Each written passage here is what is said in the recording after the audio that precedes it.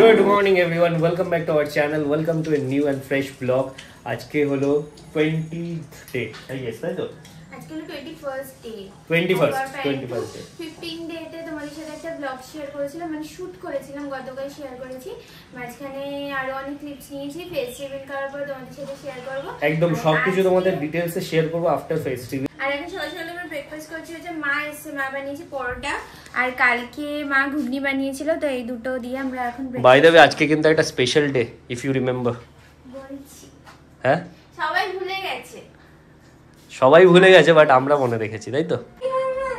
মাম্মা মাম্মা তো আজকের দিনটা সবাই ভুলে গেছে। আজকে হচ্ছে আমরা আমাদের registry anniversary, official marriage anniversary, মানে আজকের থেকে 4 বছর আগে 4 বছর আমাদের সেই শুরুটা হয়েছিল। সবাই ভুলে গেছে, বাট আমাদের মনে আছে অবভিয়াসলি। আমাদের মাম্মাও মনে রাখবে পরে, তাই না মাম্মা? ব্রেকফাস্টে তো চন্দনী বললেই একটু স্পেশাল পরাঠা আর ঘুগনি আর কালকে করেছিল সেটাই খাবো।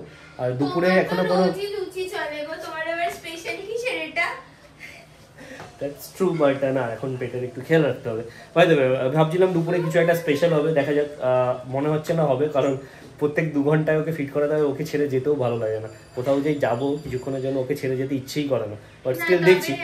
হচ্ছে ওর জন্যই আর কি বারবার এই প্যাম্পারস আনা বা এগুলোর জন্য, হ্যাঁ টুকটাক জিনিস কিনতে তো যেতে হবে। সত্যি বলছি, ফ্র্যাঙ্কলি স্পিকিং, আমি পুরো প্রেগন্যান্সিতে ঘুরে বেরিয়েছি।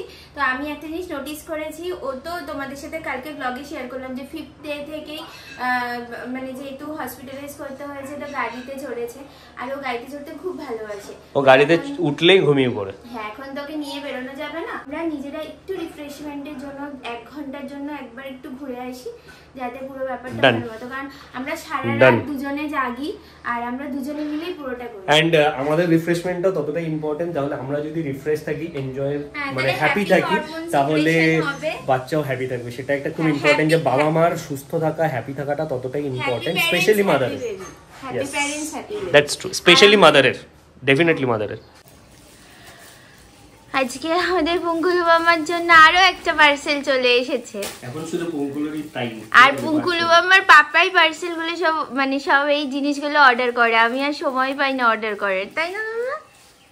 বাট এটা আমি ভেবেছিলাম একটু বেটার কোয়ালিটি আসবে। একটা আই অ্যান্ড ইয়ার প্রোটেক্টর, যেটা বাথ নেওয়ার সময় বাচ্চাদের চোখ আর নাক কান এইসব জায়গা থেকে জল টল ঢোকা থেকে আটকাবে, শ্যাম্পু ট্যাম্পু করানোর সময়। বাট আমি ভেবেছিলাম এটার কোয়ালিটিটা একটু বেটার আসবে, বাট এটার কোয়ালিটিটা একটু ডাউনগ্রেডেড এসছে। এটা তো একদম একটা বেসিক অয়েল ক্লথ, তো একটা অয়েল ক্লথ ফার্স্ট ক্রাই এর রয়েছে এখানে। হ্যাঁ, আর এটা হচ্ছে লাভলাপের অর্ডার করেছিলাম। লাভলাপ কোম্পানিটা বেশ ভালো লাগলো আমার দেখে। কিন্তু ও তো তোমার কোলে সুসু করে, অয়েল ক্লথে তো করে না।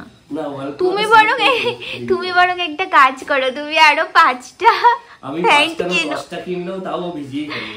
তুমি অয়েল ক্লথ না কিনে তুমি আরো 5-6টা প্যান্ট কিনো, এরকম 10টা কিনলেও 10টা দিন ভিজে যাবে, কারণ ওর স্পেসিফিক ইসে আছে, শুয়ে রয়েছে, কিচ্ছু করছে না, যেই আমি একটু কোলে নেবো তখনই আমার কোলে করে দেবে। তুমি আরো 4-5টা টি শার্ট আর 4-5টা প্যান্ট কেনো, ওটা দরকার, অয়েল ক্লথের কোনো দরকার ছিল না।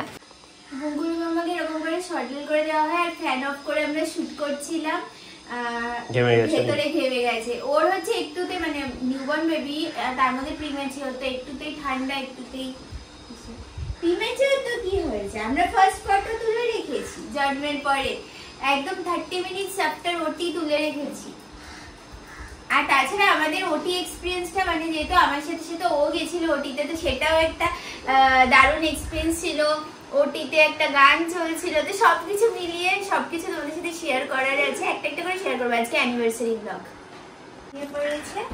ঘুমিয়ে পড়েছে? হ্যাঁ। যাই হোক, এখন আমাদের একটু বেরোতে হবে। একটুখানি বেরোবো মাম্মা। ওকে ঘুম পাড়িয়ে রেখে, ওর দিদুনের কাছে রেখে এখন আমরা একটু বেরোচ্ছি। মাম্মা একটু স্ক্যানে বেরোবো, এক্ষুনি চলে আসছি, এক্ষুনি। শুয়ে দাও, শুয়ে দাও। তোমাকে রাখবো আর আমরা চলে আসবো, রাখবো আর আমরা চলে আসবো। দেখ মাম্মা, তোকে না নিয়ে, দেখ তোকে না নিয়ে বেরোচ্ছে, ঘুরতে বেরোচ্ছে তোকে না নিয়ে। তুই বড় হয়ে কিন্তু সব হিসাব নিবি, তোকে না রেখে চলে যাচ্ছে ঘুরতে। তো বৃষ্টি বৃষ্টি আসবে মনে হচ্ছে, পুরো মেঘ করে এসেছে। এমনি বাইরে ওয়েদারটা ভালো, বাট ভীষণ গরম, এটা হচ্ছে প্রবলেম। বৃষ্টি বৃষ্টি আসছে, ওয়েদারটা মাঝে মাঝে বৃষ্টি হয়েছে, সকালের দিকে বৃষ্টি হয়েছে, বাট গরমটা কমেনি। আর হিউমিডিটি প্রচন্ড, মানে একটুতে ঘেমে যাচ্ছে। বলো বলো কি বলছো? আমি সকালবেলা শ্যাম্পু করেছি।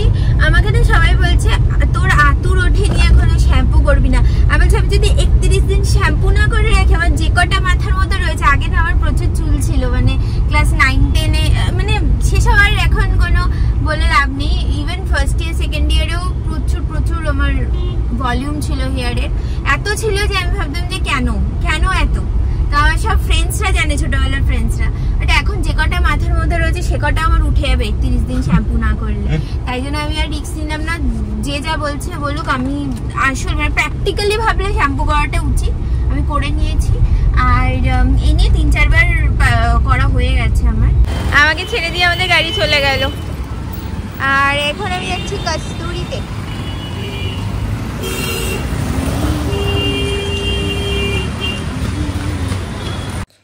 আচ্ছা, লাস্ট ব্লগে তোমাদের সাথে তো শেয়ার করেছিলাম যে জন্মের 5 দিনের মাথায় আমাদের বেবির জন্ডিস হয়েছিল, আর তখন ব্লগ করার মতো আমাদের সিচুয়েশন ছিল না, যেটা তোমাদের সাথে শেয়ার করতে পারিনি।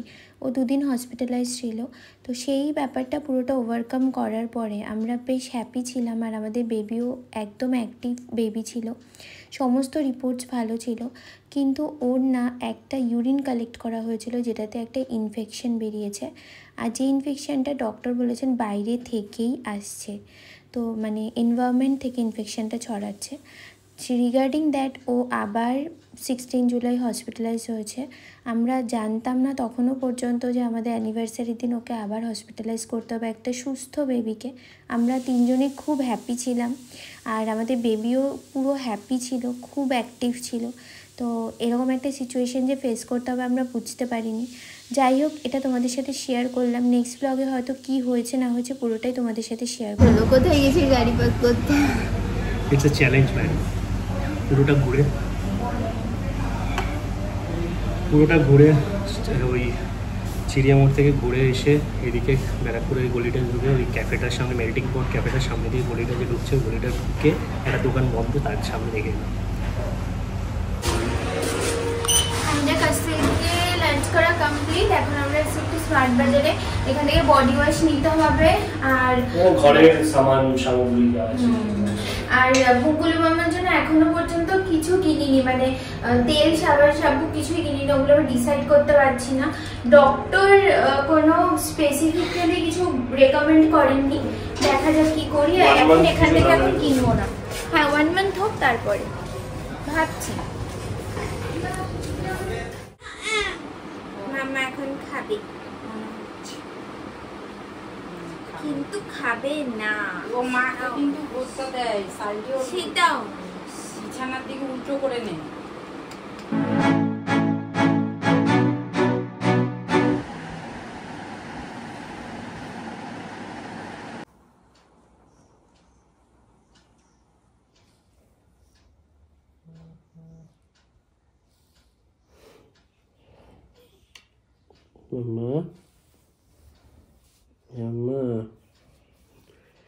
আমি যখনই ওর কাছে এইভাবে হাক করে শুই, তখনই ফুপিয়ে কাঁদে, কেঁদে উঠে বলছে বেশি কাছে আসলে ভালো লাগে না, বাট কোলে নিলেও খুব আনন্দ পায়, তাই না? তোমার কোলে বার্পিং করে ঘুমাতে বেশি ভালোবাসি।